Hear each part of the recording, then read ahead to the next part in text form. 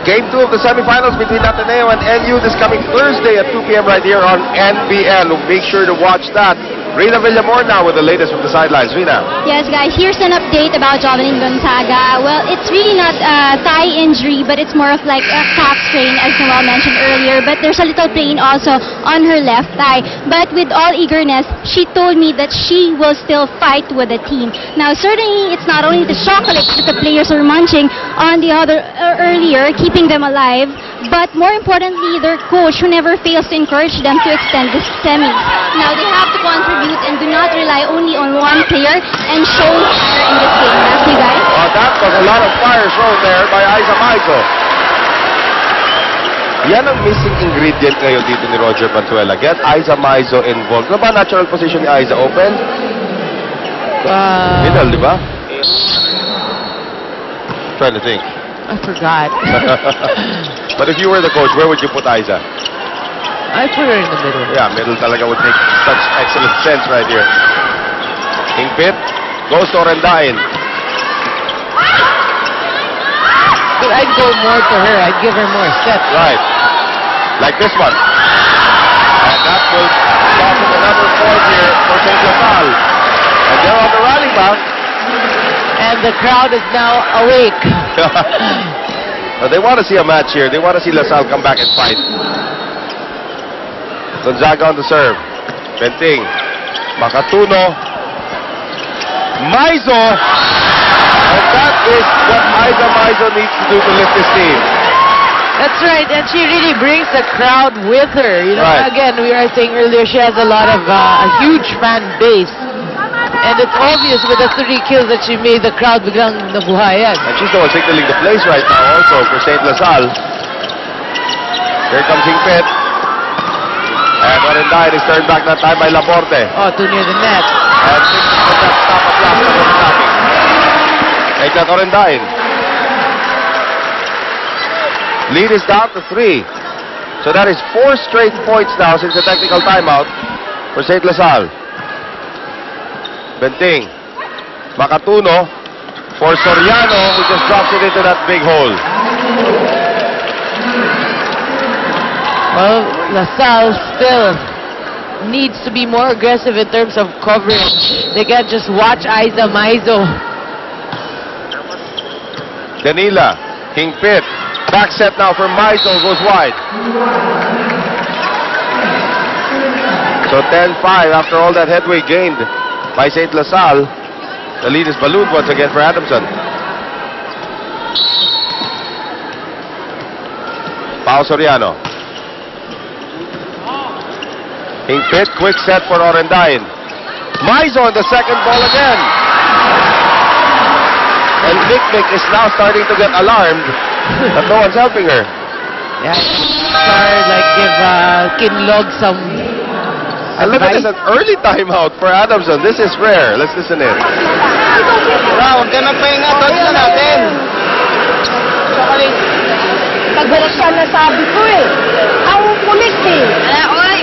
Pakainin kaya nila yun. Galat, pagbabalat ka. Nabinambot siya eh. Hindi kayo pwedeng pagkatiwalaan, ha?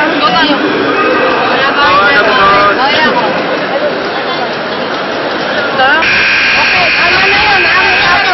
May o baka They're really eating chocolates. Hey, you know what? If it keeps you energetic, you know, sometimes that is food. You see in tennis a lot. It's energy, actually. Yeah, it's energy food. So Coach Dulce or the coaching staff realized that kulang sila ng energy. Baka nga hindi nag-lunch eh. That's why they could be a little heavy-footed here. Well, Vasquez not really having a stellar game here. And the crowd, of course, you know, Filipinos always go for the underdog. Especially when a player's playing hurt. Right.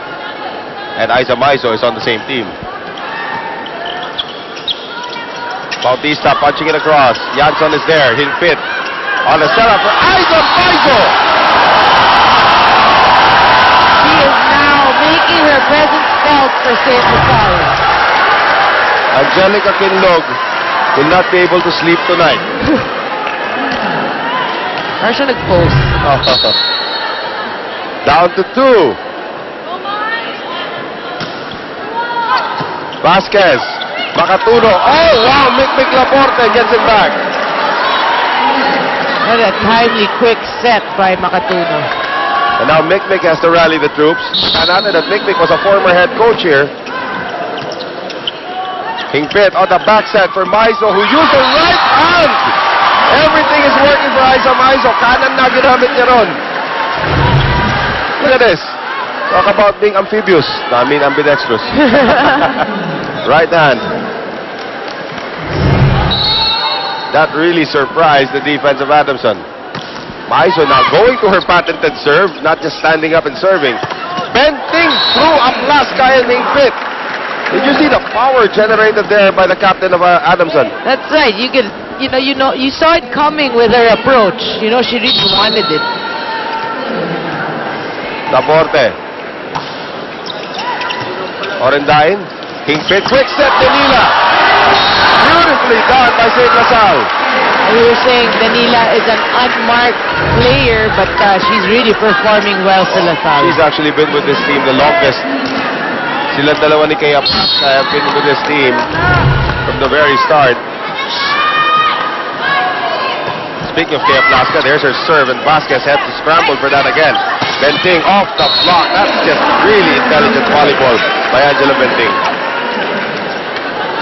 Using her head and her veteran move. Benting is already a veteran here. Using her coconut, her last year of eligibility for Adamson. Hingpit, Gonzaga had to ad-lib that time. You can see the mobility of Gonzaga is very, very slowed already because of that injury. That's right, and even her socks are lowered. Yeah. Para hindi naman mamag. If it's Fun Family Pizza, it's gotta be Shakey's.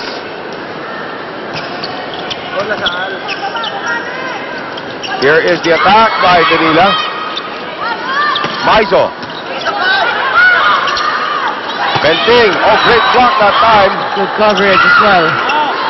Here's Hingpit.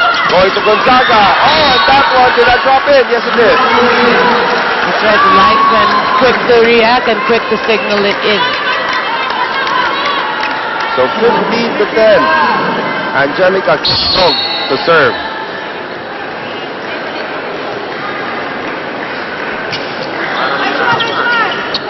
Hingpit. Gonzaga. Kinlog on the coverage. Soriano. Hingpit now going to Danila. Oh, Danila getting another point here. Boy, Danila's just been power packed out off the bench here, Doreen. Yeah, that's right. And it's not too late. 11 serving 15. If you can have a Danila perform that way, Maizo's performing well, and you have Patio and Dine come in, you know, it's going to be a different ball game. And you didn't even mention Kaya Plaska. Danila gets another ace. Well, Kaya Plaska for me has been the steadiest of them all. She doesn't top the numbers in terms of attacks, but no bad games for Kaya Plaska. Well, except today, she's been very quiet. But defensively, she's been very good. Danila now going long with her serve, mixing it up. Benting out of nowhere. Hingpit. Orendain. Dug up there by Vasquez. Here's Benting. Great block there by Hingpit. Soriano over everybody. Maizo goes to Patty again off the block. Off another block. Third ball, Benting. Hingpit. Gonzaga. Soriano on the angle. Aplaska. Orendain. Vasquez. Laporte. Benting. Still alive. Hingpit. Orendain. Kinlog. Makatuno. Third ball coming up. Maizo. Sharp. Here's Benting. Angles again. And that one just finds the line. Aplaska was too late to try to save that one. And after all of that, Adamson takes a 4-point lead into our second technical timeout.